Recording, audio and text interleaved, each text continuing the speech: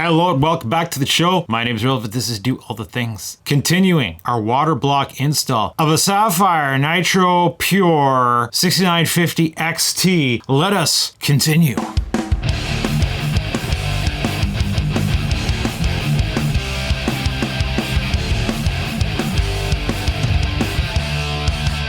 Okay, so something I want to do on the quick and dirty here. So I want to test on the RGB on this thing, because here is one unfortunate circumstance. Some missed opportunity, some like, duh, you made this block for this card, but you didn't think about this. Okay, so on Mr. Sapphire here, we got ourselves a 5 volt adjustable RGB connection here, and a 5 volt adjustable RGB thing here, which has to adapt. So that's freaking derpy as frig. So this would plug into here, so the card can control that RGB, even though we're not sure if that works. My Strix Vega 64 had a thing like that and it didn't work. So, oh yeah, this is sexy right here. Why are you like that? We're going to have to modify on this so that this plugs directly into there, optimizes it. And it makes sense to do this because, quite frankly, I don't think we'll ever be putting it back the way it is. Like, there's this block only fits this card. There's no reason to not permanently do this. Heck, if we knew the pinout of this guy, we could do it there. So that's what I did on my Strix card. I ended up changing the wire on the RGB on the water block itself so that it would plug directly onto the RGB connector that lit up the back plate or the heatsink assembly. So how, that's a molded connector. So we can either cut this adapter, solder it directly onto there. I think it's going to be difficult to get this guy out of there.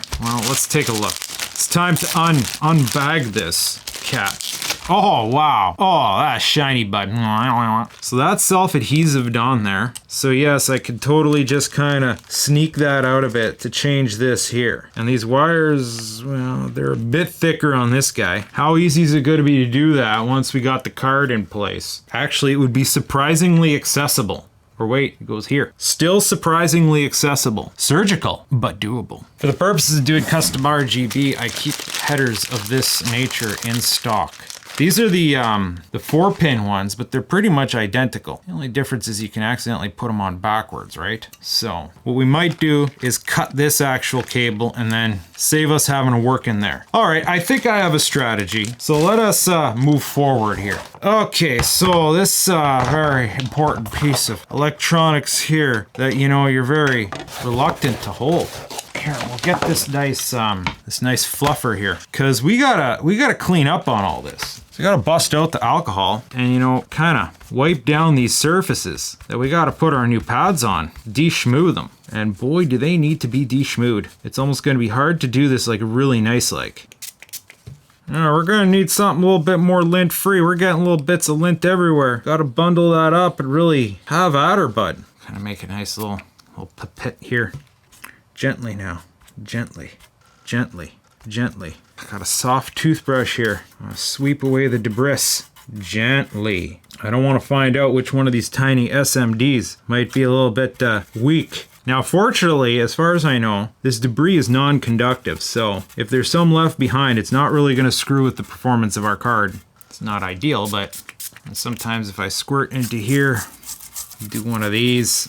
And the one trick that I use, take the piece of paper towel, put it over top, do one of those. That will generally absorb up the excess, generally. Oh, fortunately for us, this stuff dries up pretty good, so we just kind of wait for it, give it a look over, inspect for debris, inspect for chips that did not get cleaned, like this one down here. Fortunately, I don't think these guys have to run as cool as some of the other chips, so I think that's about as good as we're gonna get. Like, it might not be perfect, but you wanna observe your diminishing gains, right? I don't even know if I recommend doing this. All right, what about the backside? This all looks relatively clean. There doesn't appear to be anything really. Those 470s, resistors, capacitors, diodes. Okay. Same thing goes with this. Chunk acrylic. Squirtsy squirtsy, even though it came clean, but we're gonna assume everything on this is tight. We don't need to tighten it up. If it's been done well at the factory, those screws are covered even. We can't get at those ones. Do I have an Allen key? Well, I know I do, but do I have one handy right beside me? Basically what I'm doing is I'm just feeling on these, just a slight amount of pressure, random samples, just to feel like, are they moving? No, they're not. I think they're German precision engineered into place. My acrylic block has scratches on it already. Is that me? Or did it come like that? Could be me. Be mindful of that. All right, instructions, RTFMs. In the photography, they show it upside down like this. And they show a map of all the little thermal pads, which you have to refer to here. The blue ones are all from the 1 millimeter category. So we only need 1 mil thermal pads for this.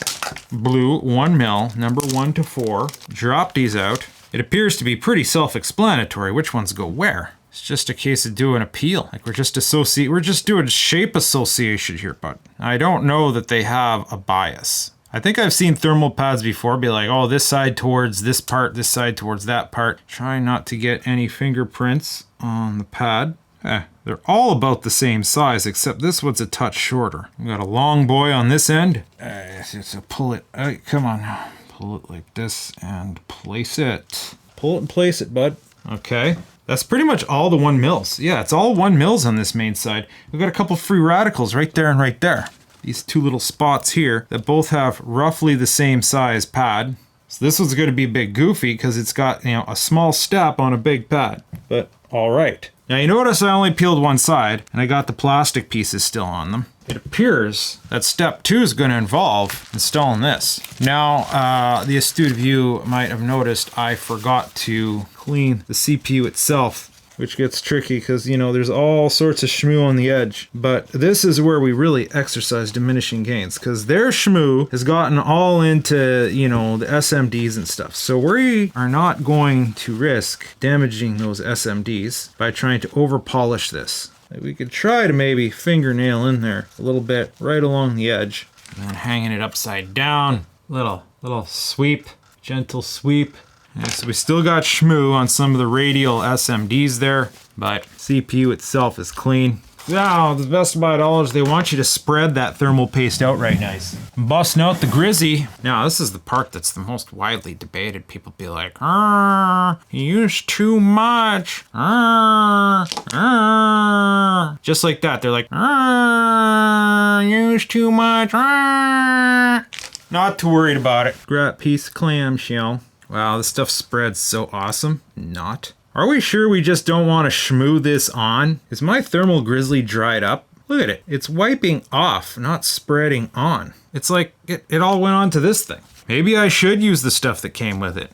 This is kind of an annoying process. Gotta put it very flat and press and hope that it doesn't stick to your plastic bit. Like it's coming along, but screw it. Should use liquid metal. There's too much pressure built up in this. Press it down, scrape it off the edge there. Oh boy, just when you think you got it. Funny thing is, they give you a spreader for this stuff. But I remember it like really sucking. I think it's because Thermal Grizzly just doesn't spread nice. Oh, come on. We're freaking chasing dragons here, bud. I think we have to call it diminishing gains at this point. The more I try, the uglier it gets. We're getting it all everywhere. Stuff better not be conductive. It's all in everything here. Fact of the matter is, this should give us decent coverage. Once we seat the freaking block on, it should squish it down more evenly. Alright, ugly. I hate it. What's the AlphaCool stuff like? I think it might be the same stuff. Yeah, it doesn't look like it'd be any easier to spread. But it literally, like if you look at the cap, I feel like they probably just relabeled something like Thermal Grizzly. Okay, that ugly, oh boy, I hate it. But it's time. Oh, let's take a quick look at Paparotti here. Spread it on, bolt her down, bud. We have this thing is a problem. So what we need to do is we need to hike this up. Let's get the box it came in, get it to the edge of said box. That should give us enough clearance for just, eh? All right, sit her down there. Gentle press, watch those SMDs. Oh, hold on here. You know I'm an expert because I forgot to do the final peel of this stuff. Let's get that off now. All right, so I'm gonna do the final peel here. Peel the plastic off all the thermal pads. Hopefully the thermal pads stick to the metal better than they do to the plastic. This one here doesn't have a lot of surface adhesion. Kind of have to raw dog this one. Come on now. All right, double check all the plastics off. It's hard to tell just to look at them. Now I think we officiate this. Oh boy, those pads stick like right now. So look overhead. My head's probably gonna block the camera. Line up all the screw holes and touch down. They don't all perfectly align. So far though, it looks like this block is the block for this card. So we've confirmed that. Alles passt aus, alles gut. There's little tiny clear washers. It appears that these clear washers might be part of this process. They are so hard to see. They give you exactly 4 of them. Don't know why they would bother here. They're not big enough to actually insulate from these grounding points. Probably just so that the spring spins easier. And we're going to do the kitty corner routine. One on one side, another on the other side. Get them started just a little bit. Tiny, tiny little clear washers. Blink and you miss them. Drop one. Good luck finding it. And from the looks of it, they gave you a spare one of these screws because quick glance here, I'm not seeing it anywhere else. But we're going to go around. A little bit of a spin. A little bit of a spin. A little bit of a spin. A little bit of a spin. We're just going to go around like this. Oh, these 2 are snug. Shouldn't need a whole heck of a lot of tension on these guys. I'm just finger tightening them here with this guy till they all feel about right. That should be good. Now hopefully we got the squish factor in the CPU there.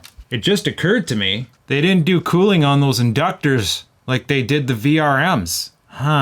Maybe they felt you didn't need inductive cooling? Maybe the inductors only get hot if the VRMs get a bit too hot? Alright, so the next step, 3 mil pads on the back plate side. Dump all the, oh, these guys are heavy. They got weight to them, bud. There's something off here. Am I missing one? Just real quick, there's one that goes there, one that goes here, one that should go here, but there's a little chonky boy in the way. One that goes center, one that goes here, one that goes there. Uh-oh, it's showing one that goes here. Oh boy, that's number 8. It says I should have 2. All right, well, I guess I'm contacting, gotta take a photo, send an email, see what they have to say. Double check it didn't fall out here on the bench somewhere. I never opened that bag. No, I'm definitely not missing. And it's strange because this strip here is larger than what's going on here. It's almost like you wouldn't even cover all of these. Question is, what's more important to cool, this side or this side? Well, that's a bit of a hang up. They're the back of the inductors. You know what? I know what I'm gonna do. Try to fish this out without having to take it apart. It's sitting in there loose. It's just, you know, a little bit sticky. There it is. I remembered on the original heatsink assembly, there is a roughly 3 mil long boy strip of thermal pad. Yeah, like it's a touch thicker, but boom. Crisis averted. That should do the job we needed to do. And it's pretty much the perfect length. Well then. All right. Now I got this friggin' thing to put back away.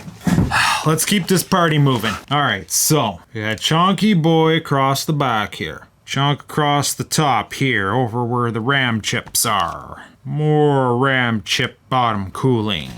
This one here is going to be tricky. Let's see how it goes. The squish factor right here. So I'm going to pull it slightly to the side. This one is not going to be as pretty. Yeah, we got to clear this chip. Let's cut a bit out of it here. This is a very sharp, fresh blade. So it's letting me kind of just, you know, do a nice little precision chunk pip out of here. And needs a little bit more. All right, let's try that. Oh, there we go. That'll be good like that. Yeah, like it's going to be a little tight there. And then, okay, we got one more. No, 2 more. Up here-ish. Not 100% clear what we're trying to cover up here. Seems to be generally right about here. And then this long boy here. And then make sure this guy's not drifting away from us. This one seems much taller than the rest of them. I hope it squish factors down. I think it will.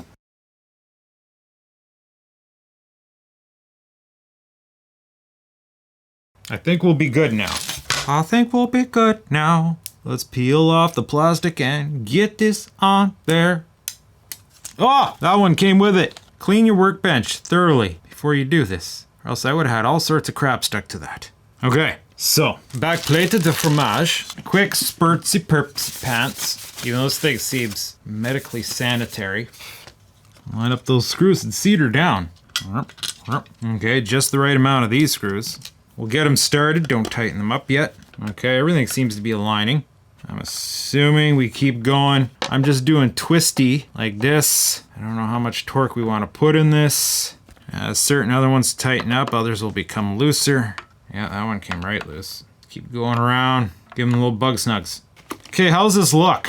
I have my concerns. Oh, that improvised heating thing looks like it squished nice, but it also looked like it squished over. No, that'll be good. So that improvised strip worked fine. Everything else seems good. Def sandwiched on there now. The only problem is this thing's heavy. I feel like it's heavier than the original card. All that weight is right here and right here. So when we go to install this, we're probably gonna wanna make sure we take that support bracket and see if we can fit it in there somehow. Because I do not like the idea, like, I guess it's a similar case with my Strix blocks, but like, I guess they're about the same weight. It's hard to tell when you're comparing two different hands. Like, this guy's chunky. It is not an insignificant lightness. So this thing here, this annoying little piton à doom that has wiring here. One has stripes, one has label. What do we have here? Stripe to there. Do these all line up continuously? Stripe, stripe, stripe. Yes, it does. Where's my little header that I got out? There it is. So, a petite header de fromage. It sucks because like there's this connector right here and that would be really clean if I could just go on to that. It's disappointing because you know that outputs the correct signal. So I'm gonna get the heat iron heated up while I strategize on how to do this final part of the install. So the stripey one is the 5 volt. Now one thing to note is it comes with this extra screw set bolting the back plate onto the card, but that's already bolted via, like, it's already on there. And it clears perfectly. There's like no reason to change those out. Well, I'll say, I got myself out a little RGB tester here. Just want to kind of see what this looks like. It's also going to let us test on this. It's supposed to let us test on this. Apparently that can't plug into there. How silly. If we stick our header in there. So on our header we're going to use, I'm going to pop out one of the superfluous pins. These guys just pop out. We can use that on another project. I'm going to slip that in the in-win as an extension. We can piggyback these. Oh, look at that. Oh boy, glowy. Haha, that's where it's gonna live most of the time. Like that'll do. Whee! We're gonna have fancy on this, bud. Fancy. Okay, so what strategy did we cook up here? So I'm gonna put the header piece on here. Okay, so based on what I'm seeing here, and based on the label on this board, the stripey wire goes to that pin there, which is the 5 volt pin on the board. There's the stripey wire. We're gonna double this in like that, just like that. I'm doing it, buds, I'm doing it. We're committed. We've cut it. Now the 5 volts group together. So we're gonna take the stripey, we're gonna group it, and we're gonna take this third wire, we're gonna pull it loose. So we can kind of tell them apart. Getting a little nervous here. I'm gonna gently strip this off. So before you attempt something like this, I'll have you know I've been soldering longer than I've been working on PCs. Like literally, oh boy, over half my life. This is some advanced stuff that I'm doing here. Do not necessarily recommend it. And it is going to be very tricky to line this all up. I'm gonna get out my useless worn out set of helping hands. Like I kind of wanna go here, have that wire stay there with tweezers, wrap it around the header like this. Okay, this is gonna happen. It's just very delicate work. Now with my finest solder tip and some fine solder. Now I know it's mounted on the board while we're doing this, but my technique, I shouldn't overheat or damage the board. Just a little tip like that. And it's gonna hold this wiring harness into place well enough. I can start maneuvering these other wires into place. This is hardcore computer modding right here, buds. This is how we used to do it. Before we had cable mods, we had to cut our cables to length and resolder them like a surgeon. Pull down that little piece of wire with a fine tweezers, get it wrapped around. This one's not quite long enough. That should do it. You see that? It's not pretty, but this is necessary. Now I just want to test my connections. If we can get it on here, it's kind of conflicting. Ah, it's lit. Looks like it's gonna be good, buds. Hopefully something useful comes out of this header. Now what do we do about the rest of this? All I'm gonna do is I'm gonna trim down these slack pins and put it to place. It's gonna live like that. And you know, it's gonna be relatively clean. We're not gonna have stupid frickin' wires hanging out, going all, it's independent. And what I'll sometimes do is with a glue gun, I'll just cover up these connections and also kind of glue them a bit to the connector itself. It's really not very pretty. We're not gonna be able to get heat shrink on this, right? And if you're really accurate with your glue gun, you can kind of do a decent job, like having a molded connector on there. So yeah, it's not the best, but it's better than having those connections just sticking out there raw. We should be officially complete now. This pepperoni is ready to install. Yeah, total time, 1 hour, 48 minutes. It was 1 hour, 20 something before I did this RGB mod. That took extra time, and thinking, well, I farted around a bit. It's got edited out. But this water block's installed now, buds. So if you wanted a bit of a walkthrough to see the process, here you go. It's done for you. Now, I hope you enjoyed this. If you did, stay tuned, because next I have to actually install this into the computer. That's gonna be a hair-raising adventure. It's always interesting working on water cooling. Wonder how much I'm gonna spill this time.